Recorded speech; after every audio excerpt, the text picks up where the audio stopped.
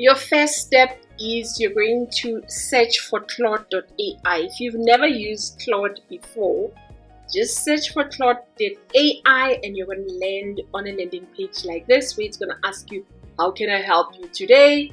Coffee with Claude. Once you're here, you can start a new chat. It does have a menu on the left hand side that shows you the chats, the projects, the artifacts, and then the code. So we are currently on chats, and then you're going to start typing the chat. You're going to type a chat like I did. I said to him, I needed his brilliance. Claude is very good when it comes to coding out of all of these AIs that I've used.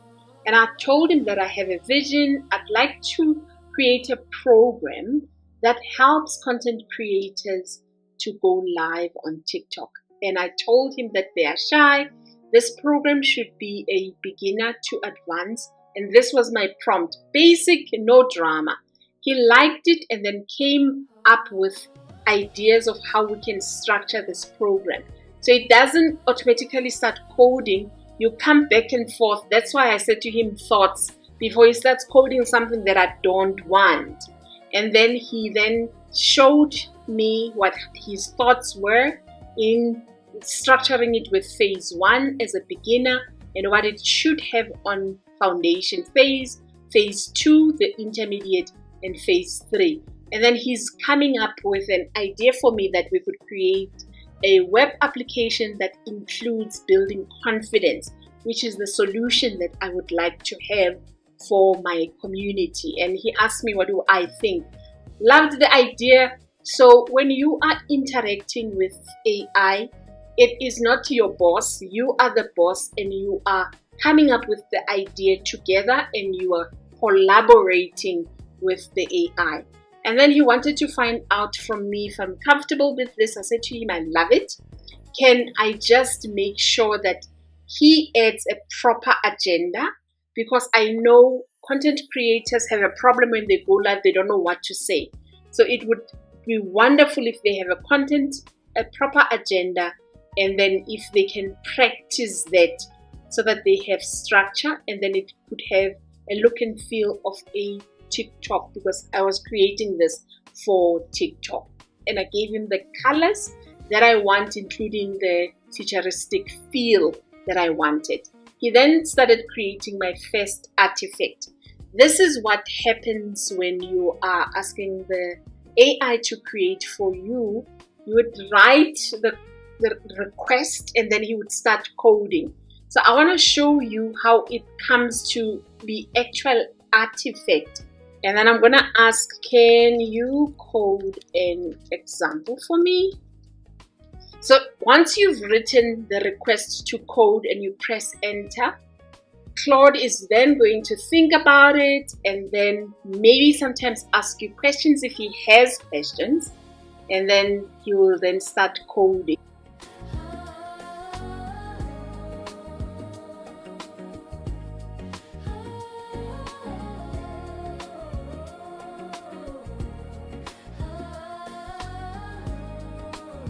And this is the tool that I've asked for. It's a navigation tool, just to show you an example of how it would look like. Going back to what we are busy with, this was my first artifact that he created for me, and it's called an interactive artifact. When you want to have a look at it, you just click on it, and then it will show on your right hand side.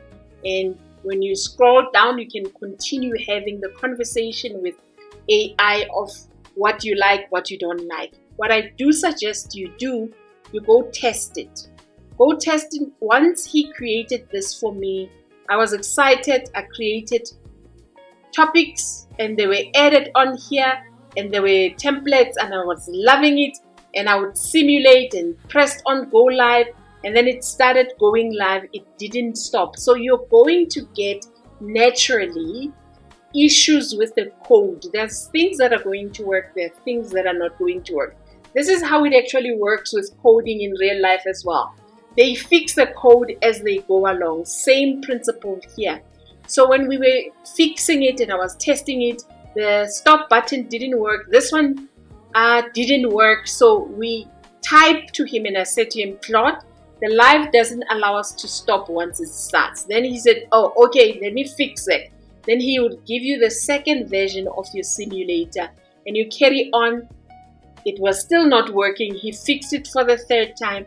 This is what's going to go on with you and the AI. Don't be discouraged by this and say, oh, it doesn't work. Because after version 3, it was working. I was happy. It was working. Everything was stopping where it's supposed to stop. And then I wanted to add more things. I asked him to add sounds and a cheering. Then he went away and he simulated number 4 for me, which had sound. By number 7, I did not like the color. That was the last thing that I had for him. I'm like, okay, I love the sound, but add for me the black and gold color so that it has the look and feel of TikTok. He created the last simulation, which you've seen at the beginning of this video, and I was very happy with this. So what happens is you can, any of these artifacts you can publish. So while we are here, let me show you where you find your published artifacts.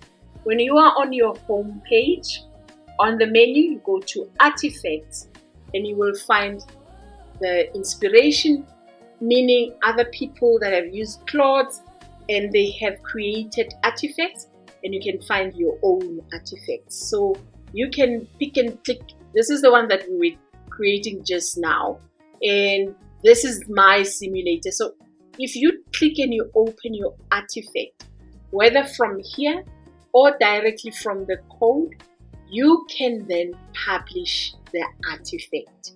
So if you click on publish button, Claude is going to give you a message to say that it's going to be accessible to people on the internet and our chat is going to remain private. You can then click the publish and get a copy of the link and you will have your artifact. So if we click publish, we get a copy of the artifact which you could click and copy and then paste to a URL. As you can see, the URL has claude.ai/public artifact, and it will always sit on Claude. And if you don't want that, like I don't want, it will always show Claude on here. You can hide it, but it will sit here.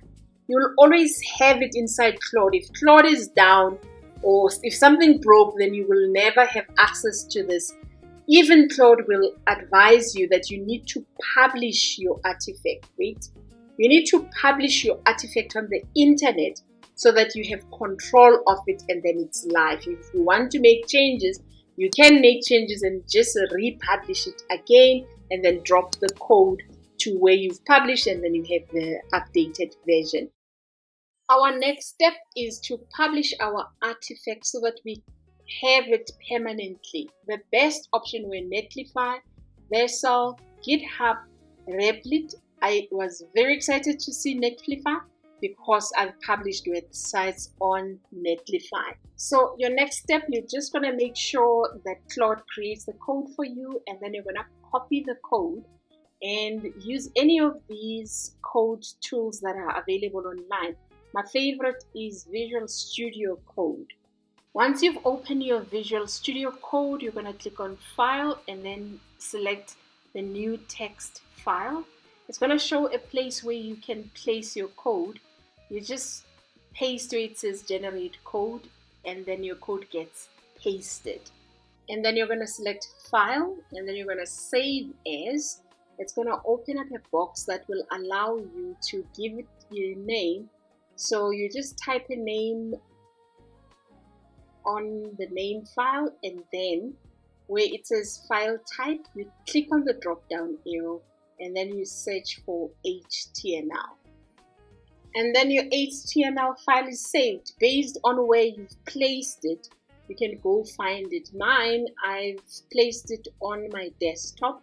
When I find it on my desktop, I have my HTML. Yay!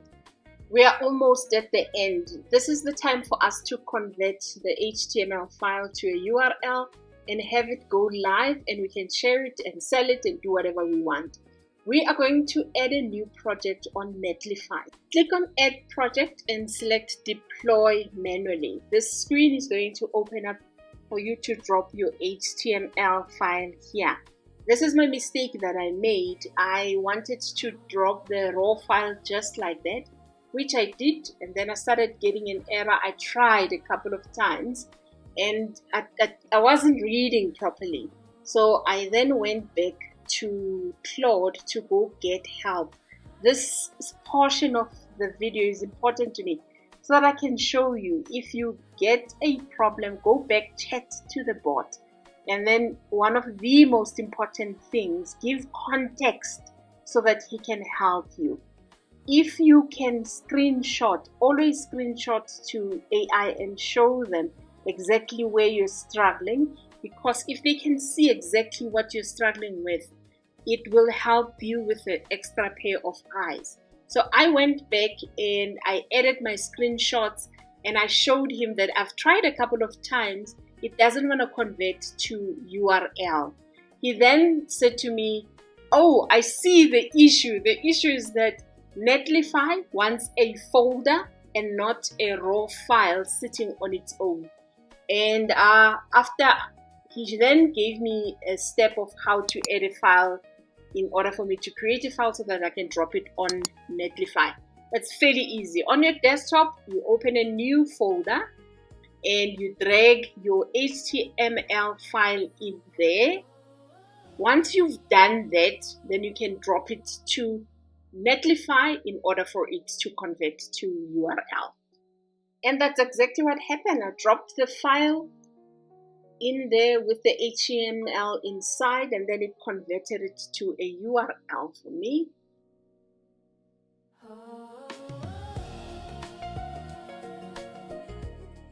And your URL is created. It will look a little bit random because it's automatically created for you. Where it says quick setup, you're just going to click on quick setup and then you change it. So if you click on it to have a look, it has been created, it's active, it's live, it works. Super happy. You just select quick setup and you write your own name, and then you have a live tool that you can sell, you can give in your community. So this could potentially be a huge income for you, but what's the next step for you? Have an idea and think about how you are solving a problem for people in your niche. Open Claude, have a discussion with him, bounce off ideas of how you can build this web application, or I don't know what it is that you are thinking of, but it must be solving somebody else's problem. Describe your vision, test it until it works the way that you want. Fix the bugs that you encounter. Don't think, oh, it's broken. It's not. Fix the bug. That happens in coding, and then go and publish it using Netlify. I'll add all of the links for you in the description below, and then share it with your audience. If you have done it for your audience like mine, I have a community on School where I have created different tools that they have access to, and this is one of the tools that's in there. So maybe just to help you along, what are the ideas that you could be creating? It could be meal plans if you're in fitness. It could be a content calendar generator. It could be a budget tracker for finances. It could be a study planner for educators. It could be a portfolio site for artists. There are a lot of ways that we could generate income online. You just need to be calm, follow the steps, and you'll be able to be creating apps like this. And web applications are a nice source of income, even though you don't know coding, like I don't know coding, by the way.